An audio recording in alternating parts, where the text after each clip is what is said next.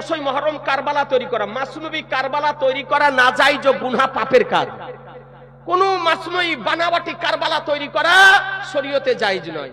বা সেখানে মানত মারা, বা সেখানে খাদ্য নিয়ে গিয়ে ফাতেহার ব্যবস্থা করা, বা সেখানে তাজিয়া নিয়ে গিয়ে কাগজের তাজিয়া তৈরি করা, দাফন করা, এগুলো সব হচ্ছে শিয়াদের কাজ, নাজায়েজ হারাম কাজ। সুতরাং এই নাজায়েজ হারাম অবৈধ কাজ থেকে আপনাদের আমাদেরকে বিরত থাকতে হবে।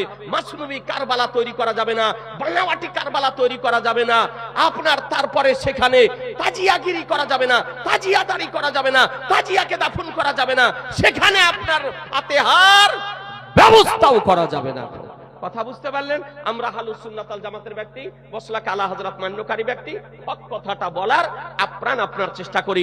আল্লাহ তাআলা যেন আমাদেরকে আহলুস সুন্নাত ওয়াল জামাতের উপরে, মসলাকে আলা হযরতের উপরে পাহাড়ের মতন স্থির যেন থাকেন, মসলাকে আলা হযরত মান্য করে যেন কবরে যেতে পারি।